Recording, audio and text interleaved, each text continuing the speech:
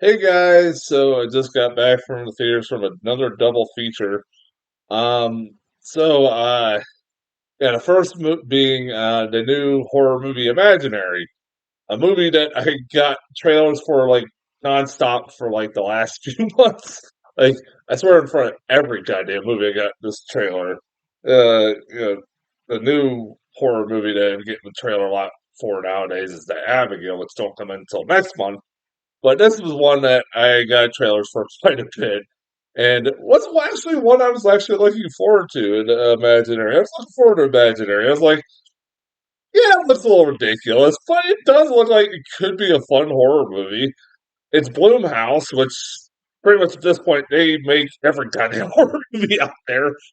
But like not all of them are bad. Like it seems like for every great horror movie they make like 10 bad horror movies, and then like every once in a while you'll get another great horror movie.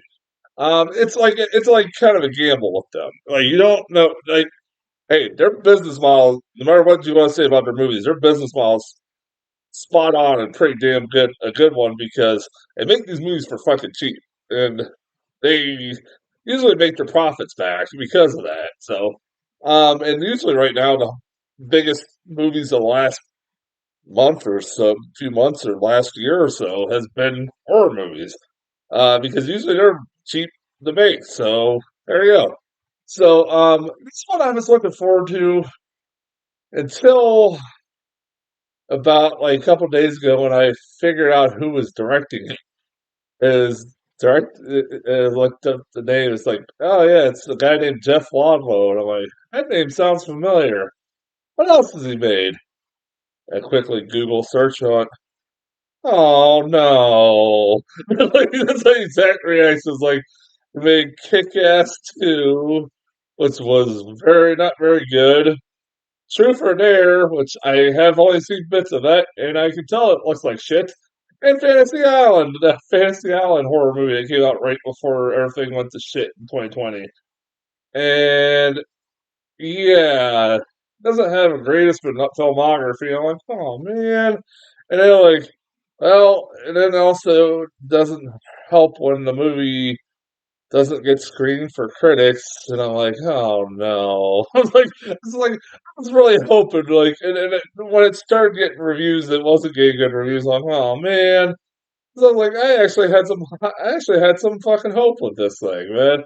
I was like, God damn it. It's like, and yeah, it's not great. It's not very good. It was disappointing. It's a movie that it's one of those horror movies that has some pretty good creative ideas in it, but really go nowhere with them. It's just a very paint by numbers horror movie. It's it's the second Bloomhouse movie I've seen this year, including Night Swim, which this is better than Night Swim, where it's a movie that starts off and for the most part is a family melodrama that just somehow turns into a shitty horror movie. Even though, again, this is a better movie than Night Swim. I mean, the acting is solid. Like Night Swim, I could say this: like the acting is pretty solid. I liked the girl, the lady who played the mom, the stepmom, and like the little girl was pretty adorable. Anytime you get movie with a little kid in danger, of course, you can start to feel. And the kid was adorable enough. And the teenage daughter was a brat, as you expect. Could be kind of annoying. Had that weird love interest next door for the teenage girl that really went nowhere. She just disappears, fucks off, like midway through the movie.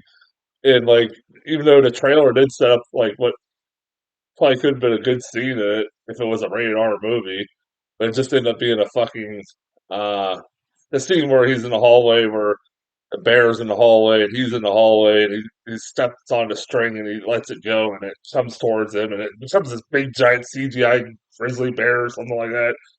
That's just a fake out jump scare, which is what this movie is mostly. just faked out jump scares and faked out dream sequences, and that's it. And it's not scary. And it kept reminding me of other better shit in this. You know what movie just reminded me a lot of, weirdly enough, was Coraline. It kind of had a lot of the same ideas, particularly towards the end, where it had like this doorway that was this little doorway that like this little girl could go travel through that led to another dimension or universe, or in this case, like an imaginary place. Or that's actually when it got good towards the end. Like that's only maybe about 5 minutes of the movie, like into the movie, and that's actually where you're like, I want to see more of this fucking universe. And honestly, in a better like does have one of the more has a pretty cool inventive kill in the movie, pretty cool kill in the movie, which does happen off screen, but and it's very PG-13. But oh yeah, that reminds me. One of the other characters, only one character that I was just like I was baffled by, which is the old lady neighbor that gives you exposition. Is exposition the exposition character and actually explains everything, all the lore in this world about what's going on with what this little girl is experiencing as far as imaginary friends and shit like that. She gives you all the exposition. But then, like midway through the movie, there's like a twist with her that like comes out of fucking nowhere. Like, although it does act weird, but like it's like I didn't. I was like that was fucking weird. I was like that really felt like it came out of nowhere. Um, like I said, like if like it felt like I said, it was borrowing elements from better movies. Like hell, Caroline's a more creepier, scarier movie than this is. Honestly, I remember watch that fucking movie. Um, that's a kids movie. I'll say this: one positive thing I can say is like there's a fake out ending at the end of this movie that actually got me. It's like I actually was convinced that that was the ending of the movie, and that was going to be that was how it was going to end. And if it did, I was like, "Bravo, movie!" I'm just going to kind of give it praise. And like, that was a really dark way to end this movie, but all right. I was like, and it actually got me for once. I didn't see it coming, but it just contradicts itself by the end of it. Like, ah, fuck. It's like, God damn it, you have one good thing, God damn it. Like I said, this movie's not the problem with the main problem with this movie is it's just not very fucking scary at all. The acting is good, and like I said, but it's not good. It's not scary. It had a lot of creative ideas, but didn't do anything with it, especially when it got to the imagination world at the end. Like you could dealt more with that, but it just barely does anything with it. Yeah, it's just a jump scare movie. Fake out jump scare, fake out jump scare. That's about it. Like like it promises you a lot of times throughout this movie that like this thing's gonna eat people, and then it doesn't. I'm like, fuck. I want to see people get eat. Although one, maybe one that happens off screen. That's about it. But yeah, I give this a C minus. It's not. It's not like. And what I give like I give Night Swim a D. This is better than Night Swim, but that's low fucking praise. Yeah, not a great start for horror movies this year.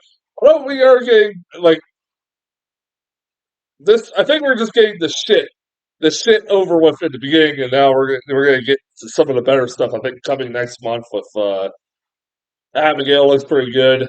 Strangers Chapter One doesn't. But, oh God, I'll get in that. I'll get in that when I can review that. But yeah, like it's like yeah, like there's some promises. We got Terrifier 3 coming out this year. Vaccine's coming out this year.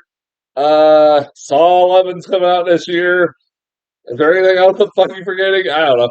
But oh, Nosferatu remake. Hell, fucking yeah, I'm looking forward to that. Yeah. So I think we're gonna get through all the shitty stuff at the beginning, and then all the good stuff's coming out later. So, well, yeah, hopefully from this point forward we get better horror movies. But that's as far as Imaginary. I have one more review to do, and until then, I'll talk to you guys later.